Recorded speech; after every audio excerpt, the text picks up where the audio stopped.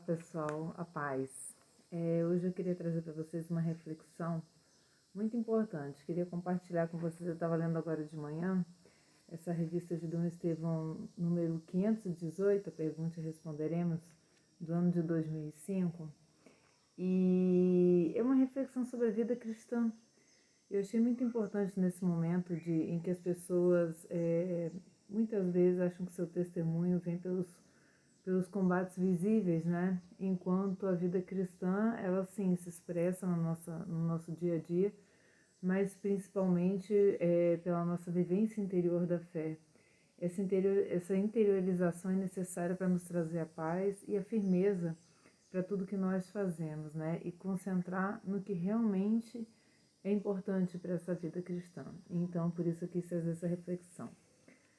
Vamos começar invocando a nossa mãe, né? Em nome do Pai, do Filho e do Espírito Santo. Amém. Ave Maria, cheia de graça, o Senhor é convosco.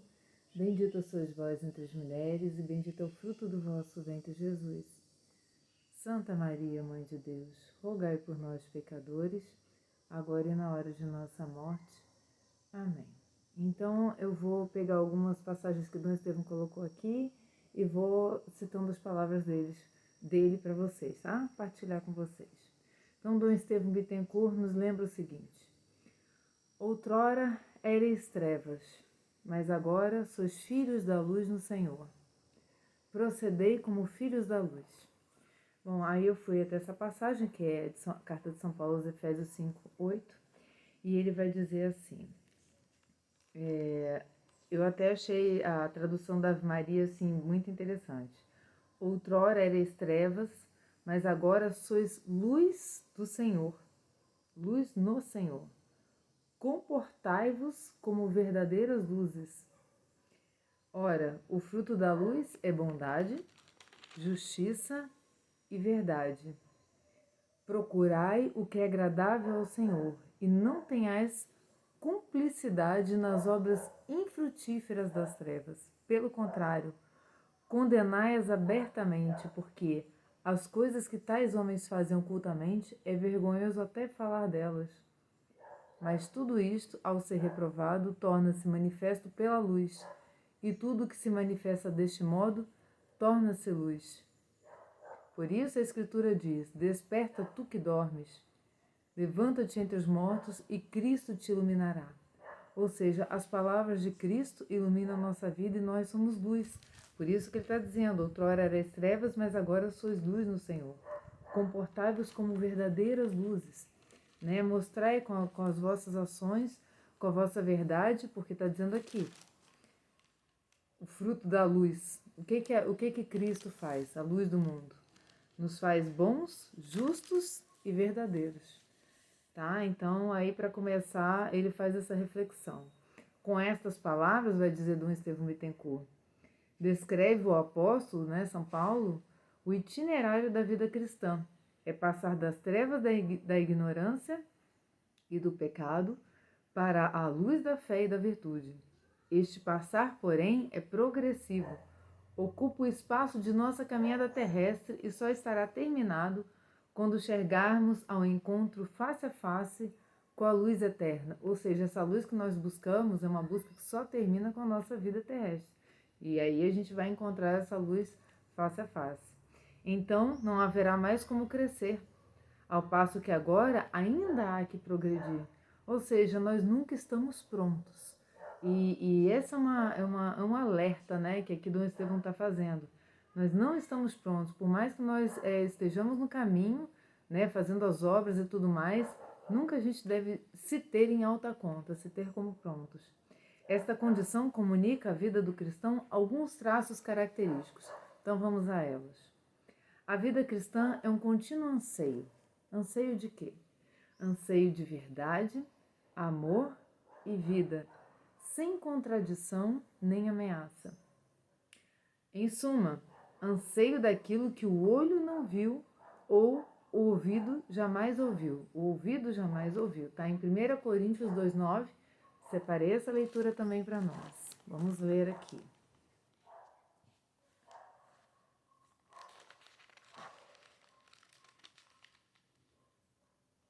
vai dizer: e como está escrito, coisas que os olhos não viram, nem os ouvidos ouviram, nem o coração humano imaginou.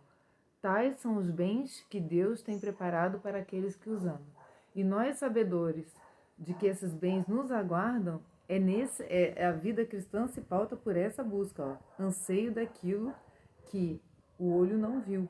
O cristão, vai dizer Dom Estevão aqui, sabe que tudo é palha em comparação com aquilo que ele espera, né? Tudo nesse mundo, claro que nos faz caminhar, nos faz progredir, como disse aqui no parágrafo anterior, mas ele sabe que isso não é nada em comparação ao que espera o cristão, né? Então, é Santo Agostinho quem escreve: até que isso se realize, nada de bom nos baste. E Deus queira que não baste.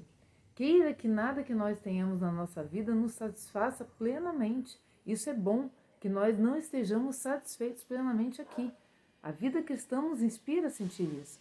Vai continuar Santo Agostinho: para que o nosso desejo não se extinga no caminho, mas perdure até chegarmos ao fim. Ou seja, para que nós não sejamos saciados das coisas do mundo e isso acabe a nossa insatisfação necessária para chegar até o fim. Então, eu achei muito assim importante a gente ter essa noção, porque muitas vezes a gente acha que a gente tem que estar sempre em busca de alguma coisa e uma realização aqui, enquanto isso realmente não é o que nos consome de tudo. E aí é tal da história que ele vai dizer que também mais pra frente, aqui no 2, no versículo 14, mas o homem natural não aceita as coisas do Espírito de Deus, pois para ele são loucuras, nem as pode compreender, porque é pelo Espírito que se devem ponderar. O homem espiritual, ao contrário, julga todas as coisas e não é julgado por ninguém, porque quem conheceu o pensamento do Senhor e se abalançará a instruí-lo. Nós, porém, temos o pensamento de Cristo. Então, é o pensamento do que vai além do que nós temos aqui. E muitas vezes as pessoas veem isso como uma loucura, né? Porque aqui a gente não busca nossa saciedade. Aí vai continuar Dom Estevão: a vida cristã não conhece o tédio do definhar e da decrepitude, porque a idade, né, o que nos consome, mais uma vez, nós não apegados ao que temos aqui, o que nos consome materialmente, para nós não existe tédio, né? Não tem esse tédio de estar sendo inútil de alguma forma. Por quê? Porque, ao contrário, quanto mais está do termo final, tanto mais penetrada e revigorada é pelo esplendor da luz eterna. Essa luz que nós somos, né? Então, esse encontro vai se aproximando. Então, quanto mais velho nós ficamos, mais próximos do encontro nós estamos. Então, mais revigorados. E aí, Dom Estevão vai dizer: possui uma eterna juventude espiritual, tanto mais jovem quanto mais longeva, né? E isso a gente vê num idoso sábio, o idoso que tem Deus no coração. Ele está sempre frutificando, ele está se preparando cada vez melhor para esse encontro final. A vida cristã é uma vida de paz. Paz que, segundo os mestres, é a tranquilidade da ordem. Que ordem é essa? Colocar as coisas nos seus devidos lugares, né? Colocar a ordem de importância na nossa vida a ponto disso nos trazer paz. E não confundir a ordem das coisas e viver numa eterna confusão, né? Só a ordem traz a paz. É paz interior, no íntimo do indivíduo. E paz irradiante, contagiante, pois tende a estabelecer a tranquilidade da ordem em torno de si. É ser essa luz que, como disse Jesus, não foi feita para ser colocada embaixo da cama, mas num lugar alto para iluminar todo o ambiente. Por isso que a gente vamos dizer, a gente espalha, né, essa paz, a gente contagia os outros com essa paz, pois a ordem fica em torno da gente. As pessoas veem que nós temos uma escala de prioridades e não abrimos mão dela, e isso nos traz paz. Essa paz é sinônimo de equanimidade, né, de equilíbrio. Nem euforia exagerada nas horas prósperas, nem quando tudo está dando certo, aquela euforia, aquela agitação, e nem depressão acovardada nos momentos espinhosos, o fechar-se em si porque se está sofrendo. Pelo contrário, né, juntar-se ao sofrimento de Cristo, e daí sim saber passar para os outros, nos sofrimentos dele, o que eles esperam de nós, que é o testemunho dessa alegria em Cristo, né? Então seria uma covardia, como Dom Estevão está nos mostrando aqui isso. Não pode ser turbulento nem agitado, aquele que caminha em demanda de Jerusalém, aquele que caminha para a pátria celeste, né? A procura de Jerusalém. Essa é a visão da paz. A nossa visão da paz é o mundo que há de vir, né? A nova Jerusalém, como Dom Estevão está dizendo aqui. Essa paz não se esvai nem mesmo nas fases de tentação inerentes à caminhada. Ele vai dizer, com efeito, a riqueza dos dons concedidos pelo Senhor ao caminheiro não exclui a luta. Pelo contrário, os dons são dados para nós para que nós possamos lutar, né? E não para excluir a luta, é bem o contrário. A luta cadente, porque o cristão frágil como é, sabe que pode perder o tesouro da luz ou do encontro com Deus, já contemplado nesta vida mediante o hábito da fé. Ressoa então muito viva a exortação do Senhor. O que digo a vós, digo a todos: vigiai. Vocês não estão prontos, vigiai, né? Estai atentos ao que quer desfazer essa paz dentro de vocês, essa ordem dentro de vocês. Vigiai. O cristão tem consciência de que quem mais procura Deus, mais sujeito está às provações. Quem mais procura Deus, mais sujeito está a achar que em algum momento alguma coisa tem que estar acima, tem que subir essa ordem, né? Não colocar Deus acima de todas as coisas e colocar algum outro sentimento, ou como a gente chama, as nossas más paixões, nossas paixões em desequilíbrio, né? Para desequilibrar essa estrutura. Então é por isso que ele fala vigiar, para que a gente sempre se submeta à vontade de Deus. Isto, porém, não impede de dizer com o apóstolo: alegro-me nas minhas tribulações. Peguei essa passagem também. Carta de São Paulo aos Filipenses 1:18. Vai dizer assim, mas não faz mal, né? Porque ele está dizendo que uns pregam a Cristo por inveja a ele e outros fazem por melhor boa vontade. Ele diz assim, não faz mal que isso aconteça. O que é importante é que se fale de Cristo, né? Contanto que todas as maneiras, por pretexto ou por verdade, Cristo seja anunciado, nisso não só me alegro, mas sempre me alegrarei, pois sei que isto me resultará em salvação, graças às vossas orações. Continua São Paulo aqui no 20. Meu ardente desejo e minha esperança são que em nada serei confundido, mas que hoje, como sempre, Cristo será glorificado no meu corpo, quer pela minha vida, quer pela minha morte, porque para mim o viver é Cristo e o morrer é lucro, ou seja, o viver, a prioridade dele está acima de todas as coisas, né? A vida dele com Cristo. E a morte é lucro, por conta dessa ordem que São Paulo coloca muito clara aqui para nós. Então, eu também queria pegar, eu tenho falado muito aqui da humildade e da obediência, eu queria seguir um pouco mais adiante no Filipenses, estender um pouco mais essa reflexão de Dom Estevão, porque no 2 ele vai dizer assim, o exemplo da humildade de Cristo. Se me é possível, pois, alguma consolação em Cristo, algum caridoso estímulo, alguma comunhão no espírito, alguma ternura e compaixão, completai a minha alegria, permanecendo unidos, tendo um mesmo amor, uma só alma e os mesmos pensamentos. Nada façais por espírito de partido ou vanglória, mas que a humildade vos ensine a considerar os outros superiores a vós mesmos. Eu já aproveito para indicar a ladainha da humildade, que é a coisa mais linda. Eu já deixei até aqui no feed da comunidade para vocês verem como é bonito, né? E como é difícil ao mesmo tempo. Considerar os outros superiores a nós mesmos. A humildade. Cada qual tem em vista não os seus próprios interesses, e sim dos outros. Um pouquinho mais adiante. Dedicai-vos mutuamente à estima que se deve em Jesus Cristo. Sendo ele de condição divina, não se prevaleceu da sua igualdade com Deus. E aí vem assim, o maior exemplo que a gente tem, né, é em Cristo. Óbvio, né? Porque é por isso que nós nos intitulamos cristãos, seguidores de Cristo. Buscamos o exemplo dele. E qual é o exemplo dele? Aniquilou-se a si mesmo, assumindo a condição de escravo e assemelhando-se aos homens. Ele que era Deus, não precisava de nada disso, veio, se humilhou, assumiu a condição de escravo, a começar da forma como nasceu e da forma como morreu, né? E assemelhando-se aos homens, e sendo exteriormente reconhecido como homem, humilhou-se ainda mais, tornando-se obediente até a morte, e morte de cruz. Por isso Deus o exaltou soberanamente e lhe outorgou um nome que está acima de todo nome, de todos os nomes, para que ao nome de Jesus se dobre todo o joelho no céu, na terra e nos infernos, e toda língua confesse para a glória de Deus Pai que Jesus é o Senhor.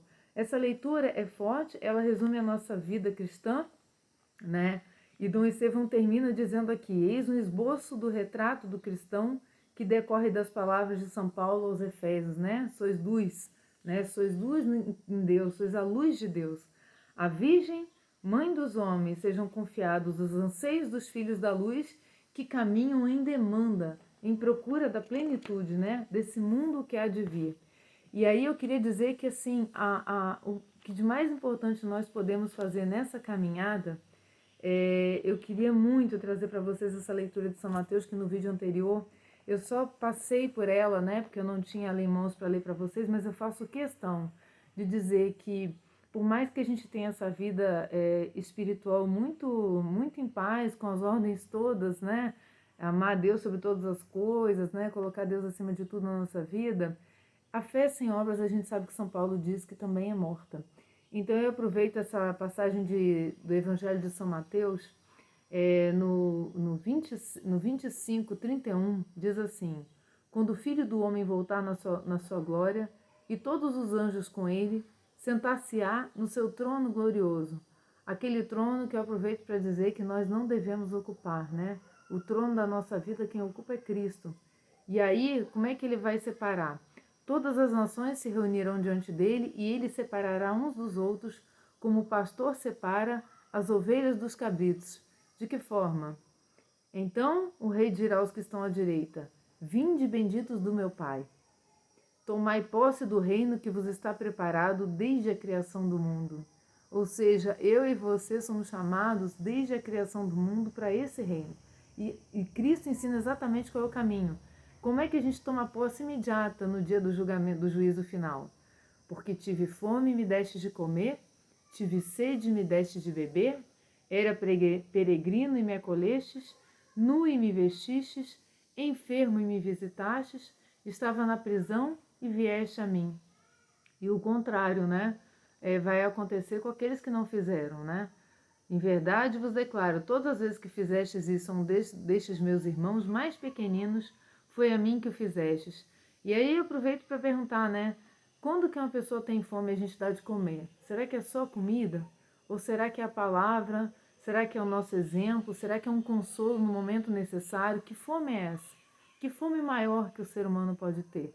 A fome do próprio Cristo, né? A fome de ver essa plenitude que nos espera, de não enxergar muitas vezes uma saída, porque só vê a saída no mundo que nos encerra hoje, né? Nas coisas que nós enxergamos. Como disse Jesus a São Tomé, felizes aqueles que creem sem ter visto. Então esses famintos são os famintos que ainda não viram e por isso não creem. Então esses a gente tem que alimentar com a palavra, com o nosso testemunho de vida e dar a eles de comer. Também nesse sentido, no sentido material, lógico, mas nesse sentido também, sede de quê? Sede de Cristo. Ele diz também, né? Vinde a mim todos vós, né? Que tem sede, e eu vos darei, né? Eu serei a água que não se acaba. Era peregrino e me acolhestes. Esses que andam pelo mundo perdidos, sem saber que Jerusalém Celeste é essa que os espera. E nós acolhemos esses viandantes, né? Como nós todos aqui, a gente está nesse caminho, mas muitos estão perdidos pelo caminho. Então era peregrino e me acolhestes, né? Estava de passagem por um mundo que não é esse mundo, mas me acolhestes e me levaste até o mundo que é de vir. Enfermo e me visitastes. Os enfermos são aqueles que não vivem a palavra de Deus. São aqueles que têm dificuldade de enxergar Deus em suas vidas também. O enfermo também é aquele que está doente nos hospitais, está padecendo nos asilos da vida, né? Mas também são essas pessoas que não conhecem Deus, vivem com ansiedade, com depressão, porque encerraram também toda a sua satisfação nesse mundo, desordenaram suas vidas, né? Estava na prisão e viestes a mim. Os que estão na prisão são os que já estão nas garras do inferno, né? Do mal. E esses a gente tem que ter prioridade na nossa vida pela oração, pela penitência, pelo jejum e oração constante. E aí, quando nós cumprirmos todas essas missões que Deus nos deu aqui, que nos alegram muito, são na verdade graças para a nossa vida, teremos cumprido plenamente a nossa vida cristã E Jesus vai falar: vinde benditos do meu Pai, vinde, porque vós construístes o reino comigo, então vinde participar agora do reino. E aí eu queria terminar com uma leitura aqui de Eclesiástico, que diz sobre o olhar de Deus, tá? Eclesiástico 11, 21, diz assim: permanece firme em tua aliança com Deus, né? Desde o batismo, nós pertencemos ao reino de Deus. Confirmamos o nosso batismo na crisma. Vivemos os sacramentos, a Eucaristia, né? O sacramento da reconciliação. Permanece firme em tua aliança com Deus. Que isso seja sempre o assunto de tuas conversas. Envelhece praticando os mandamentos. Como disse em São João: quem me ama segue os meus mandamentos, obedece os meus mandamentos. Não prestes atenção ao que fazem os pecadores. Põe tua confiança em Deus e limita-te ao que fazes. Limita-te a obedecer, limita-te a viver tua vida cristã. E aí está tudo perfeito, meus irmãos. Eu queria deixar essa reflexão para hoje, porque foi o que veio no meu coração e estou aqui partilhando com vocês. Fiquem com Deus e até mais. Salve Maria!